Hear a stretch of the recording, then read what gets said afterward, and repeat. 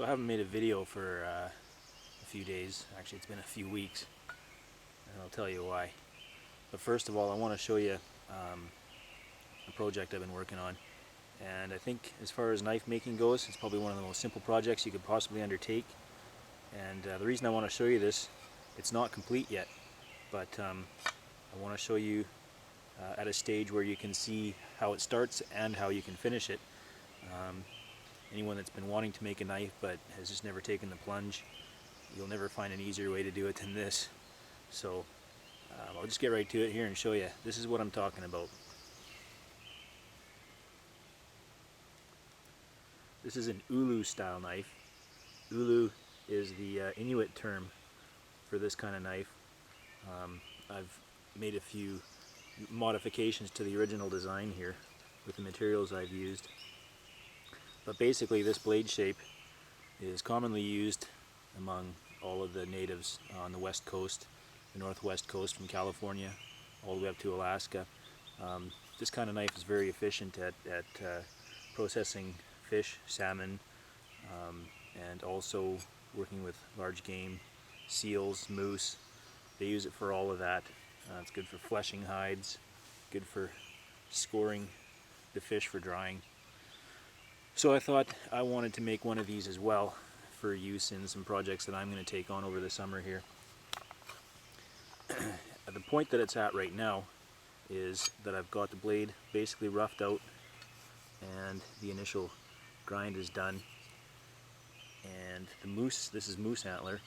I cut the handle here and I've got it ready to set the blade in. And I'm not going to use traditional methods, either hafting it on there or using pine pitch. I'm going to use epoxy and pins of some sort. But what makes this so easy to work with is, for one, the ideal piece of metal here that you use is a saw blade. This is just a regular circular saw blade, and for the purpose that I'm going to use it for, it doesn't need to be hardened beyond what it is. It's actually pretty soft right now.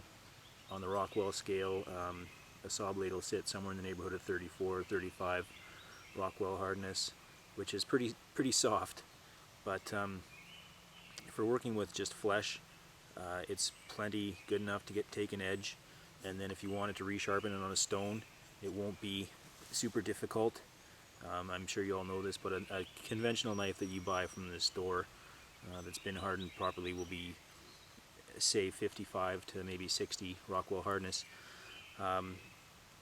So this might be more along the lines of a utility machete type of hardness, or something that's designed to be used and resharpened out in the bush. So you can heat this up and quench it and bring its hardness up, but for my intended uses, the traditional uses here, I'm not going to do that. So that's one thing that makes this super easy. The shape is pretty much almost already ready for you. You hardly need any tools to make this. I used an angle grinder with a cutoff blade, knocked the teeth off. Didn't even get hot enough to change that what hardness it does have. And then after that, I just used a hand file and a clamp, clamped it to a table, and started working on the edge here. It's not finished edge yet, but I'm going to clean up the rust and everything first. But so far I've used an angle grinder and a clamp and a file, and that's it. And another thing that makes this project super simple and a good place to start building your skills is that when you set it into whatever material you decide to use for a handle, if you already have that angle grinder and you're using it, and you just take a cutoff blade. See, here on the saw blade that I used, I actually marked the cutoff blade onto this curve so that I knew what kind of curve the cutoff blade would make when I sunk it into this handle. And then that's all I did. I just took that cutoff blade, ground into the handle, and now the two seat together in a pretty good match. Just for kind of aesthetics, I left this little flare here on the antler and kind of ground my blade to match that. It's asymmetrical. It's not, a lot of ulus that you'll see out there will be the same angle off both sides. I made mine asymmetrical because I wanted to kind of have more of utility point up here. Just make it a little more versatile, not strictly the traditional style. So that's it. The next step for this is I'm going to epoxy the blade into the handle. I'm going to drill it and pin it with a couple of pins, and pinning is an easy process too. If you've got a regular drill, you can buy a grinding stone to cut off the end of the pins. You probably don't even have to pin this because this is a light duty use tool, but I'm going to. It can be hard to drill through saw blades, and once you gain some more skill and knowledge, you can learn about annealing this, softening the handle part of the metal, and you can learn how to drill that out too. It's not very difficult to do. So that's the project, and this piece here I left intact, this tine. I figured that could be useful as something for flint knapping if I decide I want to do that, or that could even be used as a digging tool, or since this will be pinned and fairly strong, I could probably use this for light duty chopping, maybe taking bark off of branches or logs or whatever I need to do. But so that's it. That's my simple project for you. You might want to try out. And I'm not going to show this one finished in this video, but you'll see it down the road. I'm just looking for the right piece of material to use to make kind of a protective sheath for this as well. So, and now why I haven't made videos in a little while.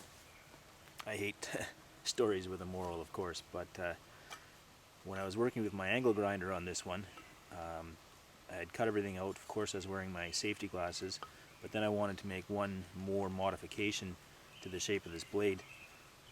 Put this into my vise and just made a quick zing with the angle grinder on it, and sure enough, got a piece of metal in my eye. It wasn't too bad the first day, but the next day after that, I couldn't open my eye. Any light at all, sunlight, was unbearable. The pain was shooting through my eye. So basically I couldn't go out of the house that day, and then the next day it was no better.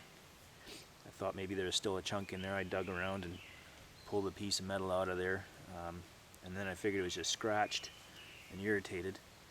I waited another day or two, and then it just wasn't going away. I felt like I had sand in my eyeball and just shooting pains.